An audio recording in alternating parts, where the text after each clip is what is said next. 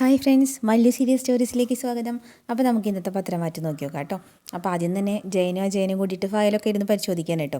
എന്നിട്ട് ജയൻ പറയേണ്ട അജയൻ്റെ അടുത്ത്, അനി ഭയങ്കര സീരിയസ് ആണല്ലോടാ അജയ, സംഗതി അവൻ്റെ ബ്രാഞ്ചൊക്കെ അടിച്ച് കയറിക്കൊണ്ടിരിക്കുക എന്ന് പറയുന്നുണ്ട് കേട്ടോ. അപ്പോൾ അജയൻ പറയുന്നുണ്ട്, എനിക്കത് വിശ്വസിക്കാൻ പറ്റണില്ല. സത്യം പറഞ്ഞാൽ അവൻ MBA പഠിച്ചിട്ട് ഒരു ഉപകാരമില്ല എന്ന് ഞാൻ വിചാരിച്ചേ. പക്ഷേ അവനിപ്പോൾ സംഗതി കയറി അങ്ങ് ഫോമായി എന്ന് പറയുന്നുണ്ട് കേട്ടോ. അപ്പോൾ ഇത് കേട്ടിട്ട് ആദർശ് വരുന്നുണ്ട്. അപ്പോൾ പറയുന്നുണ്ട്, അവനുള്ള പാരിതോഷികം നമ്മൾ കൊടുത്തേ പറ്റൂ. കൂടുതൽ ഉത്തരവാദിത്തങ്ങൾ ഏൽപ്പിക്കാനും തീരുമാനിച്ചിരിക്കുക. അപ്പോൾ അജയൻ ചോദിക്കട്ടെ, ഇപ്പം തന്നെ പിടിപ്പത് പണിയുണ്ട്, ഇനിയിപ്പോൾ അധികം പേരെ അടിച്ചേൽപ്പിക്കണോ? അപ്പോൾ ആദർശ് പറയണ്ട കേട്ടോ, ഇളയച്ച അത് വേണം. അവൻ്റെ ഉള്ളിൽ ഇപ്പോഴും നന്ദുവിനെ കുറിച്ചുള്ള ചിന്തകളുണ്ട്. അത് അവൻ്റെ മനസ്സിൽ നിന്ന് പോകണമെന്നുണ്ടെങ്കിൽ അവൻ്റെ ഉത്തരവാദിത്തങ്ങൾ കൂടണം. പിന്നെ അവൻ കാര്യങ്ങളൊക്കെ ഏറ്റെടുത്തതിന് ശേഷം അവൻ്റെ ബ്രാഞ്ചുകളുടെ വളർച്ചയുണ്ടല്ലോ, അത് നമ്മളൊക്കെ ചിന്തിച്ചതിനേക്കാൾ അപ്പുറം. അപ്പോൾ ജയൻ പറയണ കേട്ടോ, അത് തന്നെ ഞാൻ അജയനോട് പറഞ്ഞുകൊണ്ടിരുന്നത്. കാര്യങ്ങൾ ഇങ്ങനെയൊക്കെ പോകണമെങ്കിൽ പകുതി ഭാരം അവനെ ഏൽപ്പിക്കുന്നതുകൊണ്ട് തെറ്റൊന്നുമില്ല. അപ്പോൾ അജയൻ പറയണ്ട കേട്ടോ, നിൻ്റെ തണലിൽ ബിസിനസ് ചെയ്യണമെന്ന് മാത്രമേ അവൻ ആഗ്രഹിച്ചിട്ടുള്ളൂ ആദർശേ. അതൊന്നും പോരെ ഇളയച്ച, അവൻ്റെ കഴിവുകൾ നമ്മൾ കൃത്യമായിട്ട് മനസ്സിലാക്കിയ സ്ഥിതിക്ക് ഇനി അവൻ അർഹിക്കുന്ന സ്വാതന്ത്ര്യം നമുക്ക് കൊടുത്തേ പറ്റൂ. അപ്പോൾ ഈ സംസാരത്തിനിടയ്ക്ക് ജലജ വന്നിട്ട് കേട്ടോ, വല്ലാത്തൊരു മുഖമായിട്ടാണ് ജലജയുടെ വരവ്. അപ്പോൾ ആദർശ് ഇതൊന്നും ശ്രദ്ധിക്കാറുണ്ട് പറയണ്ട കേട്ടോ. ഇപ്പോഴത്തെ സാഹചര്യത്തിൽ അനിയനെ കുറിച്ച് ഓടിക്കണത് നല്ലതാ. അവനെ മലബാർ ഭാഗത്തോട്ട് ഷിഫ്റ്റ് ചെയ്താലോ എന്നാ ഞാനിപ്പോൾ ആലോചിക്കണേ. അപ്പോൾ ജലജ ചോദിക്കട്ടെ, മലബാർ ഭാഗത്തോട്ട് അവനെ പറഞ്ഞു വിടാനോ? അതൊക്കെ നോക്കാനായിട്ട് അവിടെ മിടുക്കന്മാരായ ആൾക്കാരില്ലേ?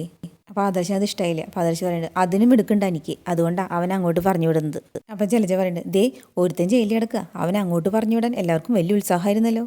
അപ്പോൾ ജയൻ പറയുന്നുണ്ട്, കുടുംബത്തിൻ്റെയും കമ്പനിയുടെയും പേര് കളയാനായിട്ട് ജനിച്ച ഒരുത്തൻ പിന്നെ ജയിലിൽ കിടക്കണ്ടേ? അപ്പോൾ ആദർശ് പറയുന്നുണ്ട്, ഇനി അവൻ ജയിലിൽ നിന്ന് വന്നാലും ശരി, അവന് നമ്മുടെ ഒരു സ്ഥാപനത്തിലോട്ട് ഞാൻ കയറ്റാൻ പോകുന്നില്ല, ഒരു സ്റ്റാഫായിട്ട് പോലും. ഇത് കേട്ടപ്പോൾ ജലജ ഞെട്ടിട്ടോ. അവൻ നമ്മുടെ ട്രസ്റ്റിലങ്ക, അതിൻ്റെ ആനുകൂല്യമൊക്കെ അവന് കിട്ടുകയും ചെയ്യും. അവനൊരു ഭാര്യയും കുഞ്ഞും ഉള്ളതുകൊണ്ട് ജീവിക്കാനുള്ളതൊക്കെ കൃത്യമായിട്ട് കൊടുത്തിരിക്കും. അതിനപ്പുറം ഈ മൂർത്തിസ് ഗ്രൂപ്പ് ഓഫ് കമ്പനിയിൽ അവനൊരു സ്ഥാനം ഉണ്ടാവില്ല. അപ്പോൾ ആദർശിൻ്റെ അച്ഛൻ പറഞ്ഞു കേട്ടോ, കള്ളനെ താക്കോലേൽപ്പിച്ചാലേ അവൻ ബിസിനസ്സും ബുക്കും ജലജേ.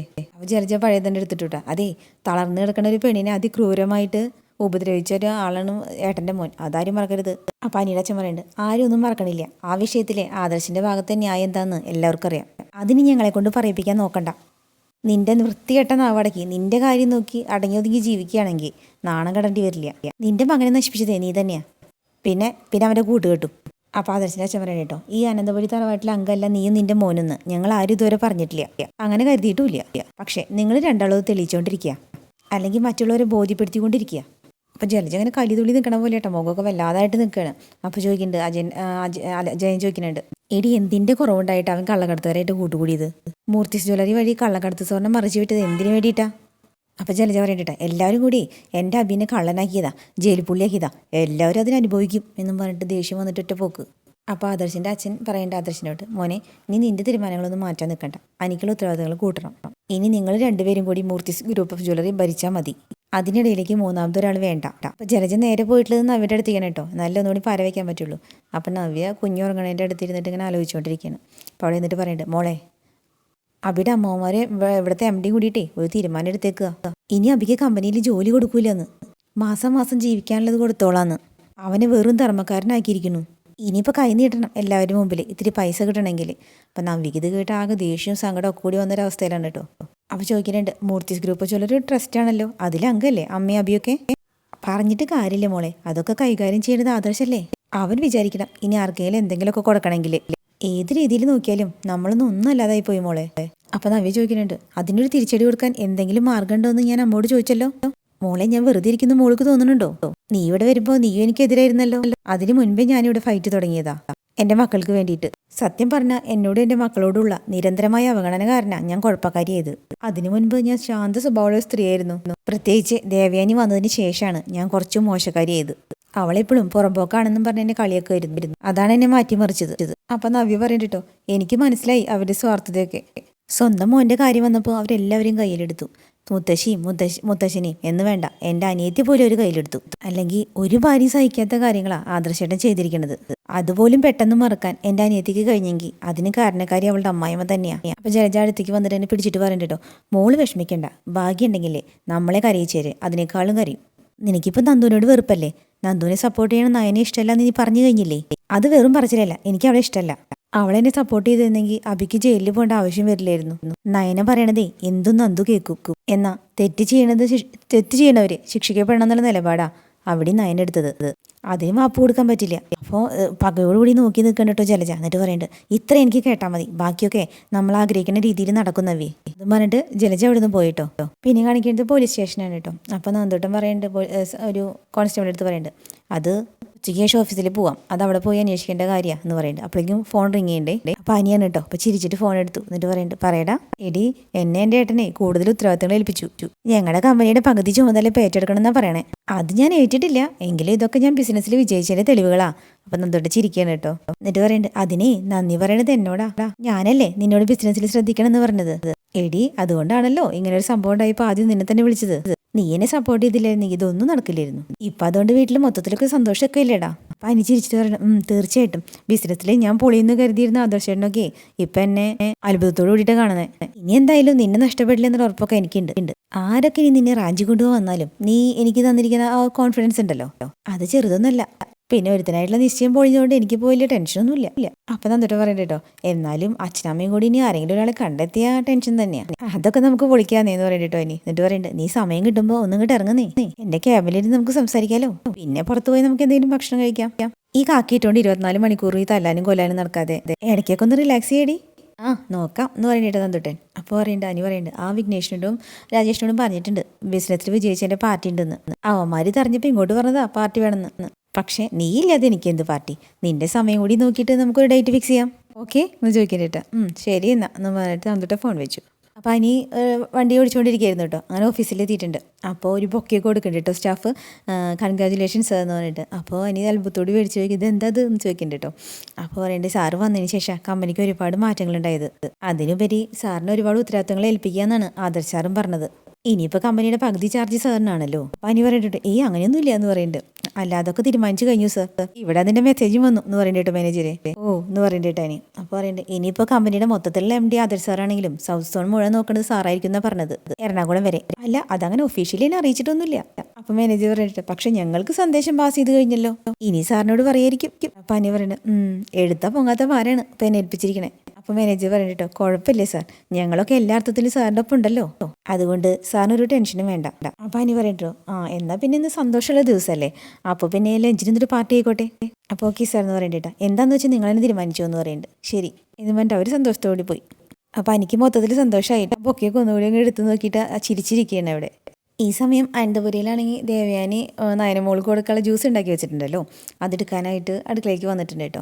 അപ്പോൾ ജലജ ഇത് കണ്ടിട്ടുണ്ട്. അപ്പോൾ ജലജ വിളിച്ച് നോക്കുന്നുണ്ട്. ദേവയാനി ഇതൊന്നും അറിയാണ്ട് നല്ല സന്തോഷത്തോടെ അതെടുത്ത് ഗ്ലാസ്സൊക്കെ അങ്ങനെ തുടച്ച് കൊണ്ടു കൊടുക്കുകയാണ്. അപ്പോൾ ദേവയാനി ഇത് കൊണ്ടുപോകാനായിട്ട് സന്തോഷത്തിൽ നിൽക്കുകയാണ് കേട്ടോ ജലജ. എന്നിട്ട് മനസ്സിലിങ്ങനെ പറയുന്നുണ്ട്, കൊണ്ടുപോയി കൊടുക്ക്, പെട്ടെന്ന് ചെല്ലി. അപ്പോൾ നയനയാണെങ്കിൽ അവിടെ തുണി മടക്കിക്കൊണ്ടിരിക്കുകയാണ് കേട്ടോ. അപ്പോൾ ചിരിച്ചിട്ട് ദേവയാനി ചെന്നിട്ട് ഈ ജ്യൂസ് കൊടുത്തിട്ട് പറയുന്നത്, ദേ ABC ജ്യൂസാണ്, കുടിക്കേ. അപ്പോൾ പിന്നാലെ പാത്തുമ്പതി ചെന്നിട്ട് കേട്ടോ ജലജ. എന്നിട്ട് അതിൻ്റെ അവിടെ നിന്ന് എത്തിച്ച് നോക്കുന്നുണ്ട്, നയനത് കുടിക്കണ്ടോന്ന് അറിയണമല്ലോ.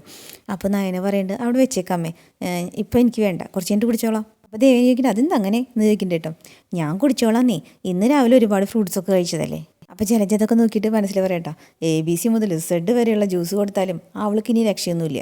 അപ്പോൾ ദേവയാനി പറയട്ടോ, ഇത് കണ്ണടച്ച് തുറക്കണേക്കും മകൾ കുടിച്ചോളണം, മോൾക്ക് ആവശ്യമില്ലാത്തൊന്നും ഇവിടെ ആരും തരുന്നില്ലല്ലോ, അതുകൊണ്ട് തരുന്നത് കൃത്യമായിട്ട് ഞങ്ങളെ വിഷമിപ്പിക്കാതെ കഴിക്കുകയും കുടിക്കുകയും ഒക്കെ വേണം. പറഞ്ഞത് മനസ്സിലായല്ലോ എന്ന് ചോദിക്കണ്ട കേട്ടോ. അപ്പോൾ ചിരിച്ചിട്ട് നയന പറയണം, ഉത്തരവേ എന്ന് പറയുന്നുണ്ട് കേട്ടോ. അപ്പോൾ അവിടെ വെച്ചു, കുടിക്കേ എന്ന് പറഞ്ഞിട്ട് കേട്ടോ. എന്നിട്ട് ദേവയാനി തിരിച്ചു പോയി. അപ്പോൾ ജലജ വാതിലിൻ്റെ അവിടെ നിന്ന് ഒളിഞ്ഞു നോക്കിക്കൊണ്ടിരിക്കുകയാണ് കേട്ടോ. അപ്പോൾ അതിനിടയ്ക്ക് നയന ഗ്ലാസ് എടുത്ത് പിടിച്ചിട്ടുണ്ട്.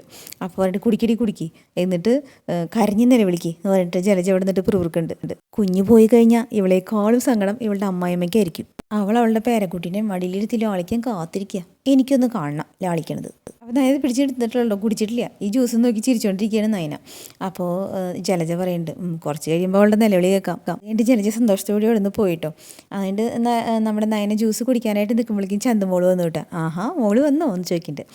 അപ്പോൾ ഉണ്ണി ചോദിക്കുന്നുണ്ട്, അമ്മ ജ്യൂസ് കുടിക്കണോ? മോള് വന്നത് കാര്യേ, അമ്മയുടെ വയറ് ഫുള്ളാ, മോളിത് കുടിക്കൂ എന്ന് ചോദിക്കുന്നുണ്ട് കേട്ടോ. അപ്പോൾ ചന്തുമോള് പറയുന്നുണ്ട്, അയ്യോ എനിക്കിത് വേണ്ട എന്ന് പറയുന്നുണ്ട് കേട്ടോ. അപ്പോൾ ആ മോൾ ആരോടും പറയണ്ട, അങ്ങ് കുടിക്കേ എന്ന് പറയുന്നുണ്ട് കേട്ടോ. അപ്പോൾ ചന്തുമോള് പറയുന്നുണ്ട്, വേണ്ട, ഇത് അമ്മയുടെ ജ്യൂസാ, അമ്മയുടെ ജ്യൂസ് ഞാൻ മോൾക്ക് തരിക, മോളുടെ മുത്തശ്ശിയോടൊന്നും പറയാതിരുന്നാൽ മതി, എനിക്ക് വേണ്ടാത്തോണ്ടാ, പ്ലീസ് മോളു എന്ന് പറഞ്ഞിട്ട് ചന്തുമോളുടെ കവളത്തിങ്ങനെ പിടിക്കണം കേട്ടോ. ഞാൻ പറഞ്ഞ കേൾക്കത്തില്ലേ എന്ന് ചോദിക്കണ്ട കേട്ടോ. അപ്പോൾ മോള് പറയുന്നുണ്ട്, എൻ്റെ വയറും ഫുള്ളാ. പിന്നെ ആര് പറഞ്ഞു ഫുള്ളാന്ന്? കൊച്ചുകുട്ടികൾ ജ്യൂസ് കുടിക്കണതേ വളരെ നല്ലതാ. അപ്പോൾ കുടിക്കട്ടെ എന്ന് പറയുന്നുണ്ട് കേട്ടോ. കുടിക്കട്ടെ എന്നോ എന്ന് ചോദിക്കുന്നുണ്ട്. അമ്മയുടെ വയറ്റിലുണ്ടല്ലോ ഒരു കുഞ്ഞാവാ. ഓ കുഞ്ഞാവ കുടിക്കട്ടെ എന്നല്ലേ എന്ന് പറഞ്ഞിട്ട് ചിരിക്കുന്നുണ്ട് കേട്ടോ. അപ്പോൾ നയനക്കിത് എങ്ങനെയും ഒഴിഞ്ഞു കിട്ടണല്ലോ. നയന പറയുന്നുണ്ട് അപ്പോഴേ കുഞ്ഞാവ് കുടിക്കത്തില്ല, മാത്രമല്ല ഞാൻ ഇടയ്ക്ക് കുഞ്ഞാവോട് ചോദിച്ചപ്പോൾ പറയാ വേണ്ടാന്ന്. അപ്പോൾ ചന്തമോള് കുഞ്ചിട്ട് ചോദിക്കുന്നുണ്ട് കേട്ടോ, വയറ്റിൽ കിടക്കണ കുഞ്ഞാവ് അങ്ങനെ പറഞ്ഞോ? പിന്നെ ഇടയ്ക്കിടയ്ക്ക് വയറ്റിൽ കിടന്ന് ചവിട്ടും, അതെന്തിനാണെന്നറിയോ? ഇതൊന്നും വേണ്ടാന്ന് പറയണതാ. മോള് കുടിക്കേ. ഈ സമയം ദേവയാനിയും ജാനകിയാണ് ഇവിടെ ഭയങ്കര കുക്കിങ്ങളാണ് കേട്ടോ. അതിൻ്റെ ഇടയ്ക്ക് ദേവയാനി സങ്കടം പറയുന്നുണ്ട് ജാനകിയുടെ അടുത്ത്. ഒരുപാട് നിർബന്ധിച്ചാലേ അവൾ എന്തെങ്കിലും കഴിക്കൂ, ആഹാരം കഴിക്കേണ്ട കാര്യത്തിൽ വളരെ പിന്നാക്കാം. ഇതിൻ്റെ ഇടയ്ക്ക് നയന അങ്ങോട്ട് വന്നിട്ടുണ്ടോ ഗ്ലാസ് കൊണ്ടുവയ്ക്കാനായിട്ട്. അപ്പോൾ പറയുന്നുണ്ട് ദേ അത് അങ്ങനെ വിഷമിക്കണ്ട കേട്ടോ, ഞാനിത് മുഴുവനും കുടിച്ചിട്ടുണ്ട്. ദേവയാനി ഓ അതെങ്കിലും കുടിച്ചല്ലോ എന്ന് പറയുന്നുണ്ട് കേട്ടോ. അപ്പോഴേക്കും നമ്മുടെ ജലജ അവിടെ എത്തിയിട്ടുണ്ട്, ഒളിഞ്ഞു നോക്കുന്നുണ്ട്. അപ്പോൾ ജലജ പറയുന്നുണ്ട് കുടിച്ചോ കുടിച്ചോ, ഇനി അവൾ മൊത്തത്തിൽ അവൾ വെള്ളം കുടിക്കാൻ പോണത്. അപ്പോൾ അതിൻ്റെ ഇടയ്ക്ക് ജാനകിയുടെ വക നയനെ എന്താ നിൻ്റെ ഇഷ്ടം അത് പറഞ്ഞാൽ മതി, ഒക്കെ ഞാൻ റെഡിയാക്കി തരാം. അപ്പം നയനെ പറയണ്ടേ ഇളമയ്ക്ക് എന്നോടുള്ള ദേഷ്യം തീർന്നല്ലോ, അതന്നെ വലിയ ആശ്വാസം. അപ്പോൾ പറയണ്ടേ എനിക്ക് ദേഷ്യമൊന്നുമില്ല, പക്ഷെ നിൻ്റെ അനിയത്തിനെ ഇങ്ങോട്ട് കൊണ്ടുവരണമെന്ന് പറഞ്ഞിട്ട് നീ നിൻ്റെ വീട്ടുകാരും വാശി പിടിച്ചാലേ എനിക്ക് ദേഷ്യമുള്ളൂ. അപ്പം നയനും ദേവേനയും കൂടിയിട്ടൊന്ന് പരസ്പരം നോക്കുന്നുണ്ട് കേട്ടോ. എന്നിട്ട് നയന പറയണ്ടേ ഞാനായിട്ട് ഇനി അതിന് മുൻകൈ എടുക്കണില്ല ഇളയമേ. അപ്പം ജലജ ഒളിച്ചു നിന്നിട്ട് പിറുപിറുക്കണം കേട്ടോ. അല്ല മുൻകൈ എടുക്കണി, എന്നാലല്ലേ ഈ വീടൊരു കുരുക്ഷേത്രമാവൂ, ആദ്യം നിന്റെ കുഞ്ഞു പോട്ടെ. അതിൻ്റെ ഇടയ്ക്ക് പാത്രങ്ങളൊക്കെ തുറന്നു നോക്കിയിട്ട് നമ്മുടെ നയന ചോദിക്കുന്നുണ്ട് അമ്മേ ഇത് എന്തൊക്കെ ഉണ്ടാക്കിയിരിക്കണേ, എനിക്ക് ഒരുപാട് കറികളൊന്നും വേണ്ടേ? ദേവേന പറഞ്ഞ ഒരുപാടൊന്നും ഇല്ല മോളെ, മോൾക്ക് ഇഷ്ടപ്പെട്ടതൊക്കെ ഉണ്ടാക്കിയെന്നേ ഉള്ളൂ, എന്താന്ന് വെച്ചാൽ എടുത്ത് കഴിച്ചോ, ബാക്കി കഴിക്കാനുള്ള ആൾക്കാരുണ്ടല്ലോ. പിന്നെ ഒന്നും തീർന്നിട്ടൊന്നുമില്ല കേട്ടോ, ഇനി അമ്മ ഏതാണ്ടൊക്കെ ഉണ്ടാക്കണ്ടെന്ന് പറഞ്ഞു കേട്ടായിരുന്നു. അപ്പം നയന പറയണ്ട അത് നാളെ മതി, ഇന്നിനി വേണ്ടാന്നേ, ഞാൻ മുത്തശ്ശിയോട് പറഞ്ഞോളാം. അപ്പോൾ ജലജ അവിടെ നിന്നിട്ട് കേട്ടിട്ട് സമാധാനം കേട്ടോ. ജലജ പറയുന്നുണ്ട് മനസ്സിൽ എല്ലാവരും ഒരുക്കല, ഇനിയിപ്പോൾ ഒരുക്കണത് ഇല്ലാത്ത കുഞ്ഞിന് വേണ്ടിയിട്ടായിരിക്കും. ഉടനെ അവളുടെ വയറ് കത്താൻ തുടങ്ങും. അമ്മായിമ്മ മരുമോളുടെ കുഞ്ഞിനെ കളഞ്ഞു, അവൾ കൊടുത്ത ജ്യൂസ് കുടിച്ച ശേഷമാണല്ലോ എല്ലാം കീഴ്മേലും പറയാൻ പോണത്. അങ്ങനെ അമ്മായിമ്മയും മരുമോളും തമ്മിൽ സ്പർദ്ധ ഉണ്ടാവണമെങ്കിൽ ഉണ്ടാവട്ടെ, അതും പറഞ്ഞിട്ട് അവിടെ വെയിറ്റ് ചെയ്ത് നടക്കാൻ കേട്ടോ ജലജ. എന്നിട്ട് വീണ്ടും നവ്യയുടെ അടുത്ത് ചെന്നിട്ടുണ്ട്. എന്നിട്ട് പറയുന്നത് മോളെ ഇന്നേ ഈ വീട്ടിൽ ചിലതൊക്കെ നടക്കും, എല്ലാം കഴിയുമ്പോൾ അനിയത്തിയോടുള്ള സ്നേഹം മൂത്തിട്ട് എന്നെ ഒറ്റപ്പെടുത്തരുത്. അപ്പം നവ്യ ചോദിക്കണ്ട കേട്ടോ എന്താ അമ്മ ചെയ്തത് ചോദിക്കുന്നുണ്ട്. അപ്പോൾ പറഞ്ഞു ഞാനിപ്പോൾ എന്താ ചെയ്തത് ഇപ്പം നീ അറിയണ്ട, ഇവിടെ എന്ത് പൊട്ടിത്തെറി ഉണ്ടായാലും നീ എൻ്റെ ഒപ്പം നിന്നോളണം. അപ്പം നവ്യ പറയണ്ട കേട്ടോ എൻ്റെ എതിരാൾക്ക് എന്ത് സങ്കടം ഉണ്ടായാലും എനിക്ക് സന്തോഷമാണെന്ന് അറിയാലോ, പിന്നെ എന്തിനാ അങ്ങനെ ഒരു പറച്ചില്? അപ്പം ചിരിച്ചിട്ട് ജലജ പറയണ്ടേ എങ്കിലേ മോള് ചിരിക്കാനായിട്ട് തയ്യാറായിക്കോ, ഈ വീട്ടിലെ ഇരുട്ട് ബാധിക്കാൻ പോവാ. ഇപ്പം എന്തിൻ്റെ പേരിലാണ് ഇവിടെ ഉള്ളവർ സന്തോഷിക്കുന്നത്, ആ സന്തോഷമാണ് കുറച്ച് കഴിയുമ്പോൾ കെട്ടടങ്ങാൻ പോണത്. ഇപ്പം എൻ്റെ ഉള്ളിൽ ജയിലിൽ കിടക്കണ അവിടെ പൊങ്കം മാത്രമേ ഉള്ളൂ എന്ന് പറഞ്ഞിട്ടോ നവ്യ. പിന്നെ എനിക്കൊരു സംശയം ഉണ്ടമ്മേ, ഇടയ്ക്കിടയ്ക്ക് ഇവിടെ ഉള്ളവർ പറയുന്നുണ്ട് ആദർശിന്റെ ഭാഗത്ത് തെറ്റില്ല എന്ന്, ആദർശ് ത്യാഗസമ്പന്നനാണ് എന്നൊക്കെ. പക്ഷെ അയാൾ എന്ത് ത്യാഗ ചെയ്തത്? ഇനി ആ ചന്തുമോൾ അയാളും തമ്മിലൊരു ബന്ധമില്ല എന്ന് അമ്മയ്ക്ക് തോന്നുന്നുണ്ടോ? മോൾ എന്താ മോൾ ഇങ്ങനെയൊക്കെ പറയണത്? ആ കൊച്ചിന്റെ മുഖത്ത് സൂക്ഷിച്ചു നോക്കി അറിയാലോ അത് ആദർശിന്റെ കുഞ്ഞാണെന്ന്. എനിക്കും അങ്ങനെ തന്നെയാണ് തോന്നിയത് എന്ന് പറയണ്ടേ നവ്യ. അപ്പോൾ പറയണ്ടേ ജലജ പിന്നെ അവനെ രക്ഷിക്കാനായിട്ട് അവരങ്ങനെ ഓരോന്നൊക്കെ പുലമ്പിക്കൊണ്ടിരിക്കും, അതൊന്നും നമ്മൾ വിശ്വസിക്കുകയും വേണ്ട. ഈ സംഭവത്തിന് ശേഷം മീഡിയക്കാർ വന്നപ്പോഴേ അവൻ നനഞ്ഞ കോഴിയെ പോലെ നിന്നത്.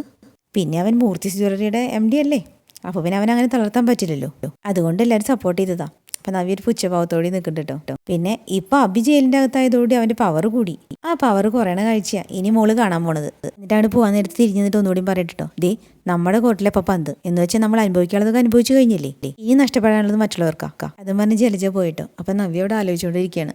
അപ്പോൾ അങ്ങനെ നിൽക്കുന്ന നവ്യനെ കാണിച്ചിട്ടാണ് നമ്മുടെ ഇന്നത്തെ പത്രമായിട്ട് അവസാനിപ്പിച്ചിട്ടുള്ളത് കേട്ടോ. അപ്പോൾ നാളത്തെ എപ്പിസോഡായിട്ട് നാളെ രാവിലെ വീണ്ടും വരാം. അപ്പം നമ്മുടെ ചാനൽ ഇഷ്ടപ്പെടുകയാണെങ്കിൽ ലൈക്ക് ചെയ്യാനും സബ് ചെയ്യാനും മറക്കല്ലേ കേട്ടോ. Okay bye.